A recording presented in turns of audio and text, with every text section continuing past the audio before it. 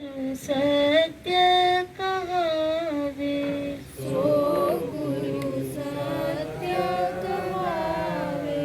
भीतर बाहर एक ही दिखावे, भीतर बाहर एक दिखावे।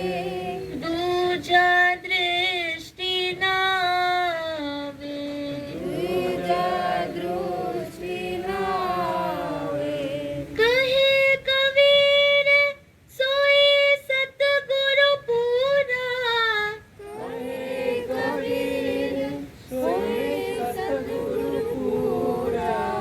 आवागमन छुड़ावे, आवागमन छुड़ावे। सो गुरु सत्य कहावे, सो गुरु सत्य कहावे। सो गुरु सत्य कहावे, सो गुरु सत्य कहावे। कोई नैनन अलख लखावे, कोई नैनन लखावे। सो गुरु सत्य कहावे, सो गुरु सत्य कहावे। सो गुरु सत्य कहावे, सो गुरु सत्य कहावे। श्रोताओं के रूप में दिव्य पुण्यात्माओं को प्रणाम।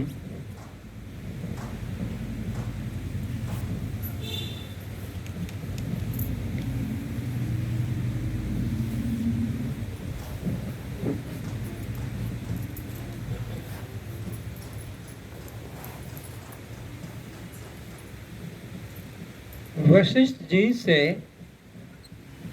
श्री राम जी ने पूछा कि आप तो बहुत दीर्घायु वाले हैं, आपको तो ये पता होगा कि ये सृष्टि कब बनी, कब से ये जन्म मरण का चक्र चला, कब से ये आवागमन प्रारंभ हुआ। आप कृपया दया करके मेरे इस मन के प्रश्न का समाधान दीजिए। तब वशिष्ठ जी ने कहा, हे राम, मुझे भी पता नहीं कि ये सृष्टि कब से प्रारंभ हुई, क्योंकि मैं 11 वशिष्ठों को देख चुका हूँ। इस 11 वशिष्ठ आकर और चले गए हैं, मुझे पता नहीं। और ये बात मैंने ब्रह्मा जी से पूछी थी, तो ब्रह्मा जी ने भी कहा कि भाई ये तो मुझे भी पता नहीं कि सृष्टि कब से चली आ रही, पर मैंने 21 ब्रह्माओं को मरते हुए देखा है। 21 ब्रह्मा को, सॉरी, सृष्टि रचने वाले ब्रह्मा को देखा है। 21 मेरे सामने से आकर चले गए। उन्होंने भी कहा कि हमको भी पता नहीं कि ये सृष्टि कब से चल रही है।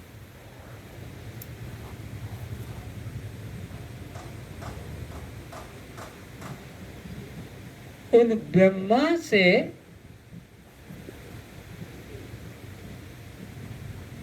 भुषुंडी जी ने पूछा कि आपको पता होगा कि ये सृष्टि कब से चली आ रही है। बोले ये तो मुझे पता नहीं, ये मेरे मन में भी प्रश्न है, इसका मुझे पता नहीं कि कब से है। लेकिन मैंने तुम्हारी तरह 11 रामों को आते जाते देखा है। 11 राम मेरे सामने जन्म लेकर मर गए, मुझे भी पता नहीं। फिर लोमश ऋषि से पूछा, ये आप बताइए। तो लोमश ऋषि ने कहा कि ये सृष्टि कब से चली आ रही है, मैं भी इसको नहीं जानता हूं, पर जब एक दिन में एक ब्रह्मा मर जाता है, एक दिन में, तो मैं अपनी जटा का एक बाल निकाल कर फेंक देता हूं।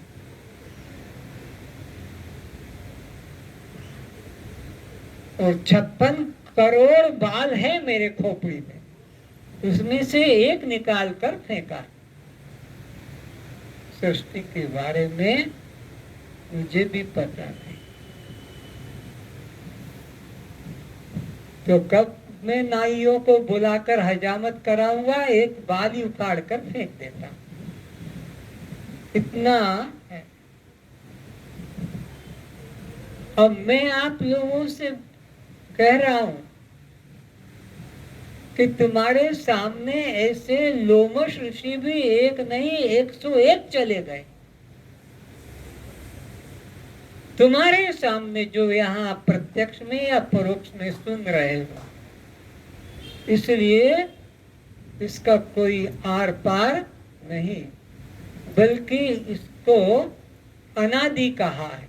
अनादि यानी अनादि का मतलब है जिसका कभी प्रारंभ हुआ ही नहीं, सदा सदा से आ रहा है क्रम। जैसे संसारिक दृष्टि में, लौकिक दृष्टि में सूर्य का उदय अस्त, इसकी कोई तारीख, कोई वर्ष, कोई महीना, कोई तिथि बता नहीं सकता कि ये सूरज का निकलना और अस्त होना कब से प्रारंभ हुआ। तो इसका उत्तर ये कि ये अनादि क्रम चला रहा है। तो तुम इस अनादि सृष्टि चक्र के अंदर कर्म करते और भोग भोग कर मरते, कर्म करते और अपने कर्म का फल भोग भोग कर मरते। असंख्यों बार तुम मनुष्य बने हो, असंख्यों बार तुम स्त्रियां बने हो, असंख्य बार तुम सृष्टि रचिता ब्रह्मा बने हो, असंख्य बार तुम विष्णु बने हो, असंख्य बार तुम शंकर बने हो, इंद्र बने हो, राक्षस बने हो, नपुंसक बने हो, राजा बने हो। अनेक अनेक बार तुम कुत्ता, बिल्ली, सुअर, सांप, गधा, घोड़ा, हाथी, तुम एक नहीं अनंत अनंत बार।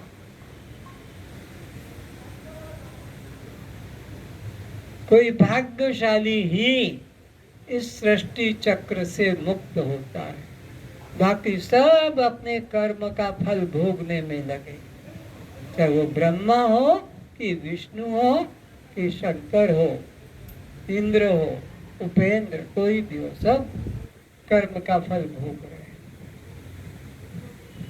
तो ये सृष्टि चक्र से कैसे छुटकारा हो, अब ये बात समझने की है।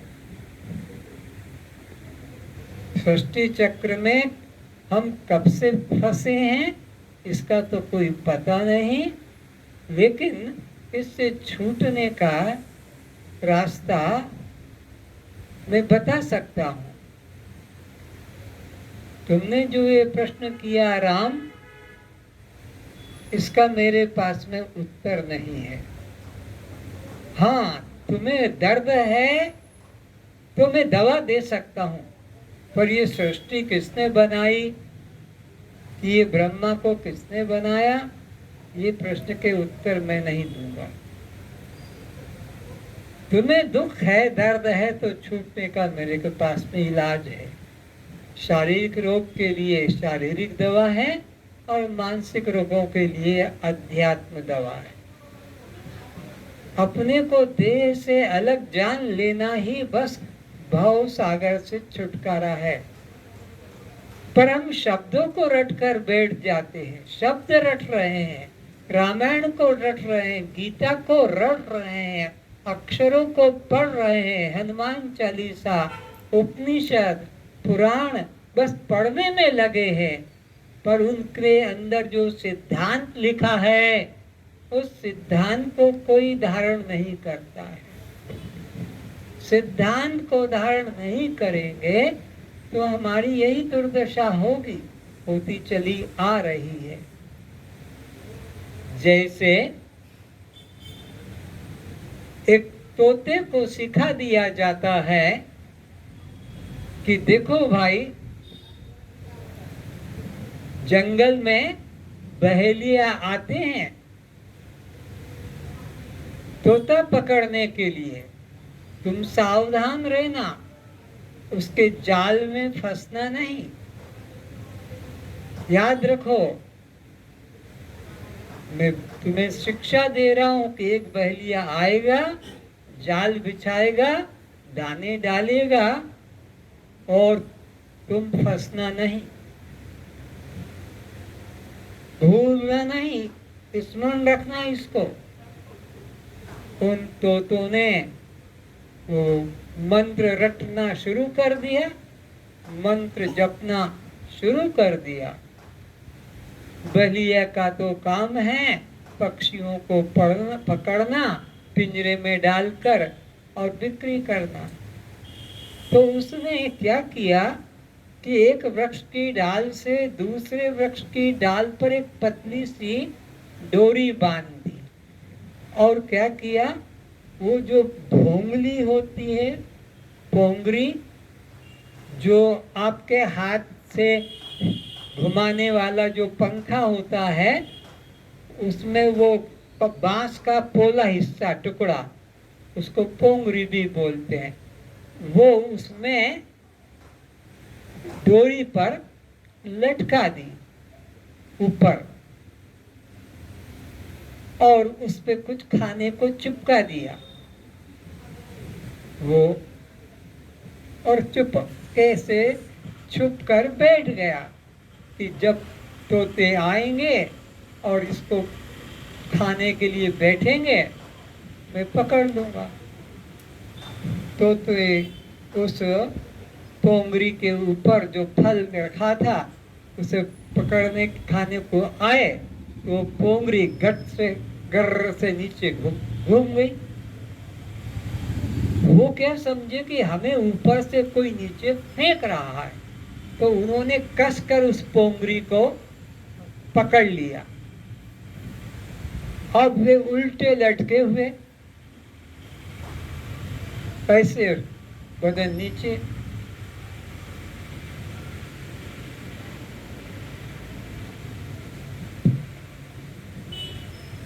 अब वो आया बहेलिया, और जैसे ये पुष्पों को माली तोड़ तोड़ के ले जाता है या फलों को, पके फलों को तोड़कर अपने बैग में डाल देता है, ऐसे एक एक तोते को पोंगरी से पकड़ा और बैग में पोंगरी से पकड़ा। लाइन की लाइन वो तो चुपके थे, और वो बोल रहे हैं कि बहेलिया आएगा, जाल बिछाएगा, दाने डालेगा और मैं फंसूंगा नहीं, बोल रहे हैं और उसी में फंस रहे हैं। यही तुम तोतों की अवस्था है। तुम जो बैठे हो तोते हो, जो सुन रहे हैं और धारण नहीं कर रहे हैं वो तोते हैं। अरे इन सिद्धांतों को रटना नहीं है, इनकी मालाएं करना नहीं है, इनके भजन करना नहीं है, इनके ऊपर ग्रंथ लिखना नहीं है, इनसे अनुवाद करने में जीवन बर्बाद करना नहीं है, इनके सिद्धांतों को चरितार्थ करना है कि मैंने कितना पकड़ा है। दूसरों को मैं बाद में समझाऊंगा, पहले अपने को तो समझ लो कि मैंने कितना समझा है।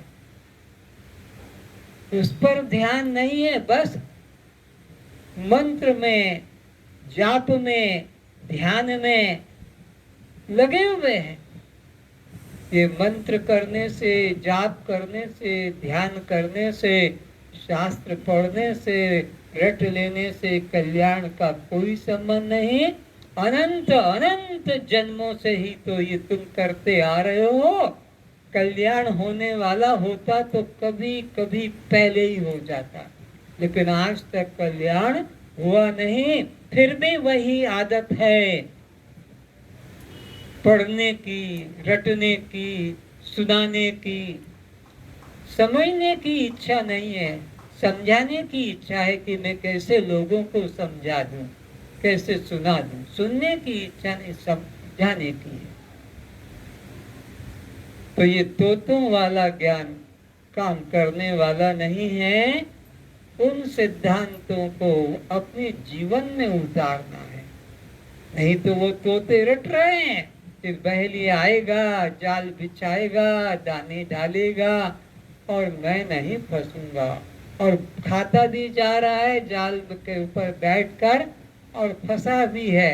फिर भी बोल रहा है कि बहेली आएगा, जाल बिछाएगा, दाने डालेगा और मैं फंसूंगा नहीं। और है कहाँ वो? उसी बहेलिए के जाल में ही बैठा हुआ।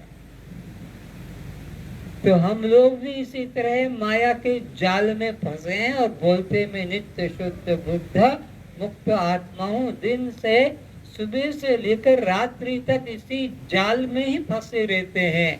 कभी पत्नी की चिंता, तो कभी बेटा की चिंता, तो कभी बाप की, तो कभी भाई की, तो कभी किसकी, कभी किसकी, कभी उसकी। दिन भर इसी तेली के बैल की तरह वहां के वहीं घूमते।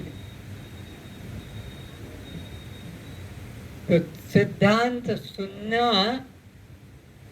और सुनकर उसको जीवन में ढालना है, तब कल्याण होगा। नहीं तो इतना समय आपको क्यों लगा कि लोमश ऋषि जैसे तुम्हारे सामने असंख्य चले गए, असंख्य तुम्हारे सामने। लोमश ऋषि ने तो बस ये बोल दिया कि मैं एक बाल को निकालकर फेंकता हूँ जब एक ब्रह्मा मरता है एक दिन में। इतनी लंबी उसकी आयु, इतना लंबा। तो तुमने ऐसे लोमश ऋषि जैसे को भी असंख्यों को पार कर दिया निकाल कर, इतनी। लेकिन फिर भी तुम्हारा जन्म मरण का चक्र नहीं छूटा और नहीं छूटेगा, क्योंकि तुमने अपने जीवन में तो ढालने का विचार ही नहीं किया।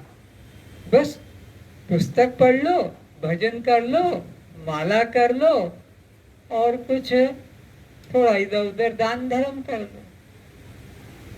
ये सब बंधन के कारण। न शिवोम रटने से काम चलेगा, न सोहम रटने से काम चलेगा, न अहम ब्रह्मास्मि ध्यान जप करने से। अपने को देह से ऐसे अलग करो जैसे कपड़ों से हम अपने को नहाते समय अलग कर लेते, कपड़े अलग और हम निर्वस्त्र होते हैं। ऐसे अपने को अलग कर लो। यह जैसे जीवात्मा शरीर के प्रारब्ध पूरे होने पर इस शरीर को छोड़ देता है वस्त्र की तरह, और दूसरे शरीर में जाकर प्रवेश कर जाता है। वो जैसे देह रूपी वस्त्र का त्याग करता है मरने पर, तुम जीते जी इस देह रूपी वस्त्र का मन से त्याग कर दो, तभी कल्याण होगा। नहीं तो ये शब्द जाल में तो जीवन भर तुमने व्यतीत कर दिया और जो बचा है वो भी चला जाएगा। कौन जगाने आएगा फिर तुम्हें? इतना कोई झकझोर करके तुम्हें जगाने नहीं आएगा। कोई मंत्र बता देगा, कोई पाठ बता देगा, कोई ग्रंथ बता देगा, कोई गुरु बता दे, जाना वहां चले जा। अब अष्टावक्र जी यही उपदेश करते हैं कि तुम स्वयं ब्रह्म हो। तुम ब्रह्म से कभी अलग हुए नहीं। ब्रह्म ढूंढने की चीज नहीं है, केवल तुम्हें देह के अहंकार से मुक्त हो जाना। मैं देह नहीं हूँ, मैं केवल चैतन्य आत्मा हूँ। ये मैं देह नहीं हूँ, मैं जीव नहीं हूँ, मैं ब्रह्म भी नहीं हूँ। ये तो कांटे हैं, एक कांटे को निकालने के लिए दूसरा कांटा लगा के दोनों कांटों को फेंक दिया जाता है। तो देह कांटे को निकालने के लिए जीव हूँ ये कांटा दे दिया, और वो जीव हूँ कांटे को निकालने के लिए फिर मैं ब्रह्म हूँ का कांटा दिया। सद्गुरु मिलेगा तो मैं ब्रह्म हूँ इस कांटे को भी निकाल कर अलग करवा देगा।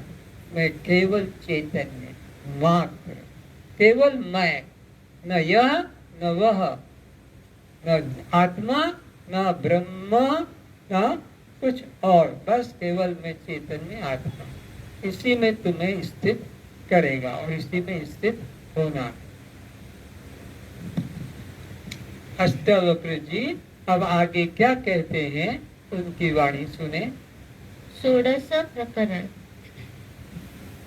आचक्ष्व शृणु वातात् नान्यशास्त्राणि अनेकशः तथापि न तव स्वास्थ्यं सर्वं विस्मरणात् कृते। अष्टावक्र जी कहते हैं, हे तात, चाहे तुम अनेक शास्त्रों को पढ़ लो, पढ़ कर मुखाग्र कर लो, या गुरुओं के पास सारे जीवन केवल सुनते रहो, परंतु बिना सबके विस्मरण किए तुम्हारा कल्याण कभी नहीं हो सकेगा। हाँ, ये बोझा हो जाता है, ये अहंकार हो जाता है। शास्त्रों का भी मैंने इतने पुराण पढ़ डाले, इतने उपनिषद देख डाले, इतनी गीताएं देख डाली, मैंने इतनी गीता पे भाष्य लिखा, उपनिषदों पे लिखा, इस ग्रंथ पे, और ये लिख रहा हूँ मैं, अभी ये कर रहा हूँ। अरे सबको विस्मरण करो, खाली करो, तब तुम्हारे उस खाली जगह में वो उतरेगा। आध शेर के पात्र में कैसे शेर समाए?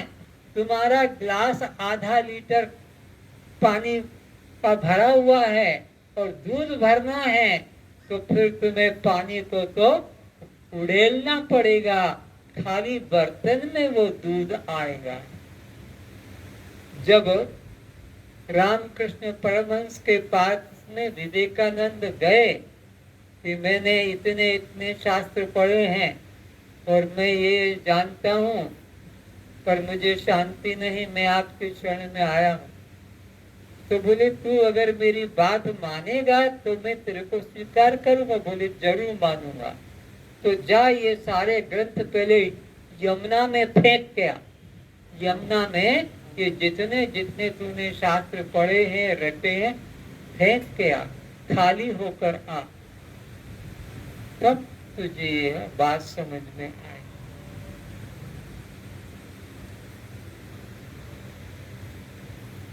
सच्चे गुरु को कोई शिष्य बनना चाहे तो सीधा गुरु के पास चला गया है तो जल्दी समझ में आ जाएगा, पर और दिमाग में भर के बैठा है तो उसमें बहुत मुश्किल लगेगी। क्यों? कि वो जो पहले वाले ने दिमाग में घुसा के रख दिया है, उसको जब तक वो खाली नहीं करेगा तो उसका सही सीधा ज्ञान अंदर उतर नहीं पाएगा।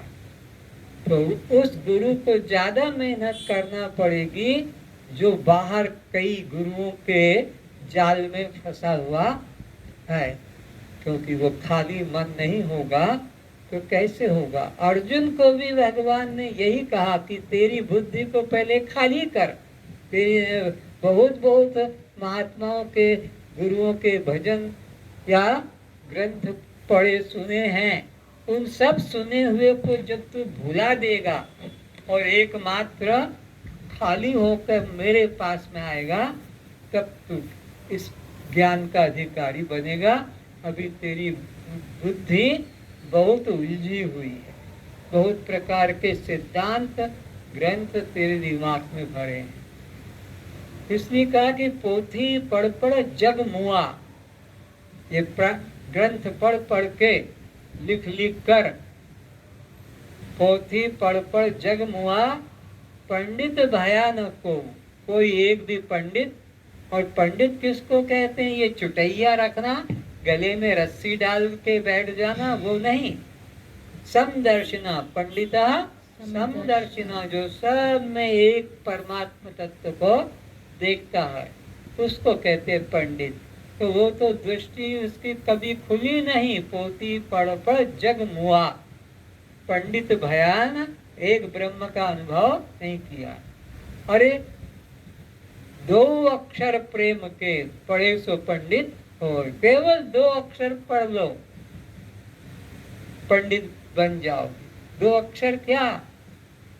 ये जड़ और मैं चेतन, ये दृश्य और मैं दृष्टा, ये अनात्मा और मैं आत्मा, ये शव और मैं शिव, ये पर प्रकाश और मैं स्वयं प्रकाश, ये प्रकृति और मैं पुरुष, ये रथ और मैं रथी, ये क्षेत्र और मैं क्षेत्र की, अनात्मा और मैं।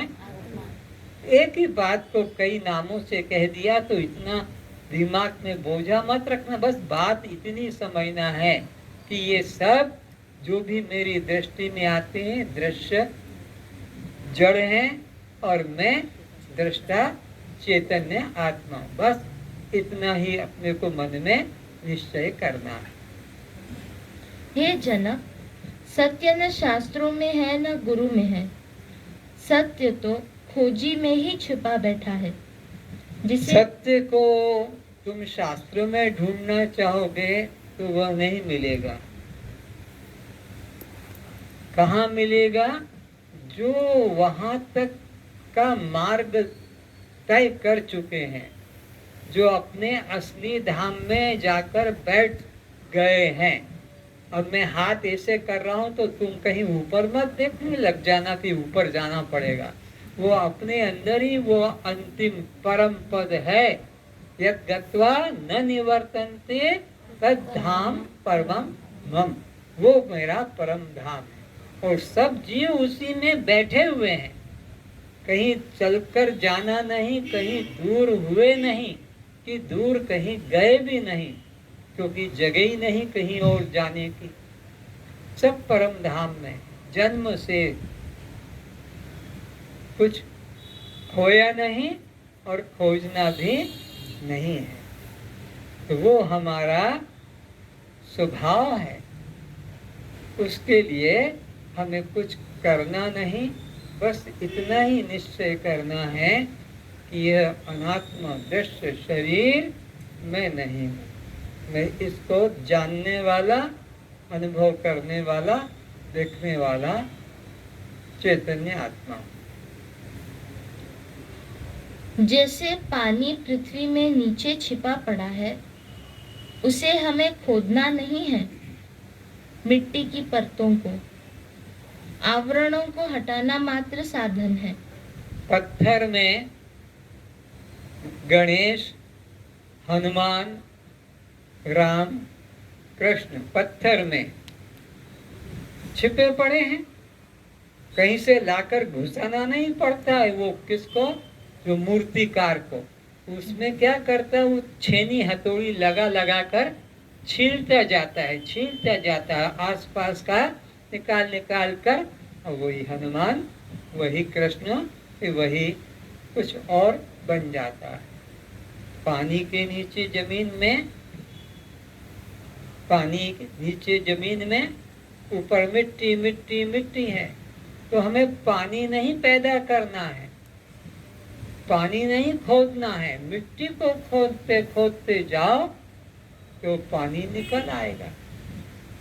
तो आत्मा को पाने के लिए कहीं जंगल जाना नहीं, घर छोड़कर कहीं जाना नहीं, बस खोदते जाओ खोदते जाओ। ये अन्नमय कोश को निकालो, ये प्राणमय कोश से निकलो, ये मनोमय कोश से निकलो, ये विज्ञानमय कोश से निकलो, आनंदमय, इनको निकालो निकालो, ये परत परत परत। हाँ, जब ये हट जाएगा तो वो अपने आप ही अहम ब्रह्मास्मि आनंद घन अपना स्वरूप प्रकट हो जाएगा। है वो यही, कहीं आना नहीं। कोई दान में आपको देगा नहीं कि मैं तुमको दे दूंगा, तुम लेकर चले जाना। ये कोई बाजार की चीज नहीं है, हीरा मोती सोना चांदी की लो ले जाओ। अरे ये तो अपना अपना खुद का स्वरूप है, खुद की संपत्ति भी मत कह देना, अपना खुद का धन मत कह देना, क्योंकि धन से धनी अलग है। तो हमारे से वो वस्तु परमात्मा अन्य भिन्न नहीं है, वो कहीं छुपा हुआ है। तो ऐसे ही छुपा हुआ है जैसे जमीन के अंदर पानी छुपा है, जमीन हटाते जाओ, परते मिट्टी की खोद के अलग करो, पानी निकल आएगा। तो इसी तरह यहाँ पर जो जो तुमने है, मैं स्त्री हूँ हटाओ मन से, मैं पुरुष हूँ हटाओ इसको मन से, कि मैं हिंदू हूँ हटाओ इस कचरे को मन से, कि मैं उड़िया हूँ ब्राह्मण हूँ क्षत्रिय हूँ, हटाते चलो। मैं बाप हूँ, मैं माँ हूँ, बेटा हूँ, बेटी हूँ, सास हूँ, ससुर हूँ, देवर हूँ, जेठ हूँ, ऑफिसर हूँ, गरीब हूँ, धनी हूँ, सुंदर हूँ, असुंदर हूँ। इस तरह के जितने भी हैं इन परतों को हटाते जाओ, हटाते जाओ। जब कुछ भी ना रहे अपने पास में, कुछ भी न रहे अहंकार करने को कि मैं ये फूल हूँ, ये पत्ती हूँ, ये बाल भी, इतना भी न रहे, तब वो जो सत्य वस्तु है तो खुद ही आखिरी में मिल जाएगी, वही शेष रह जाएगी, बाकी सब हट जाएंगे। इसी प्रकार वह सत्य परमात्मा हमारे बुद्धि का साक्षी बना बैठा है। वो कहाँ है परमात्मा, किस रूप में है वो परमात्मा? उसके लिए कहा कि ये जो तुम्हारे अंतःकरण में जो वृत्ति उठती है, मन बुद्धि चित्त अहंकार, तो इन वृत्तियों का वो साक्षी है। वो आंख नहीं, वो आंख से दिखने वाला रूप भी नहीं, तो फिर कौन है? जिसकी शक्ति का अंश पाकर ये आंखें रूप देखने में समर्थ हो रही है, वो ब्रह्म है। अब वो आंख के आगे नहीं आएगा, वो आंख के पीछे से उसको शक्ति दे रहा है। जैसे टॉर्च लाइट से आपको लाइट दिखाया पीछे से, वो लाइट आगे तक जाता है, तो वो पीछे से परमात्मा पावर देता है आंख को, फिर आंख वो रूप तक जाकर देखती है। तो फिर उपनिषद कहता है कि वो कान नहीं, और कान से सुनाई पड़ने वाली कोई बांसुरी की आवाज भी नहीं।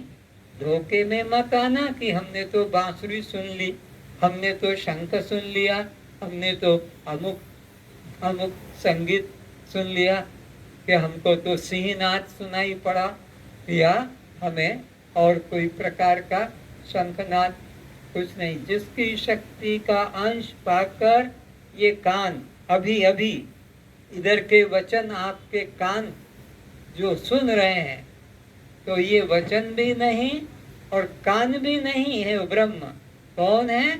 जिसकी शक्ति से इधर बोला जा रहा है और जिसकी शक्ति से उधर सुना जा रहा है, वही बोलने वाला है और वही सुनने वाला है। यहाँ दो नहीं है, वही देखने वाला है और वही दिखने वाला है। तब तो कहा सिया राम मैं सब जग जानी और करहूं प्रणाम जोर जुग पानी। तो दूसरा कहाँ है?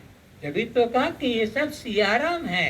गोपियां कहती जित देखो तित श्याम, एक ही श्याम है, एक ही ब्रह्म है, दूसरा है ही नहीं।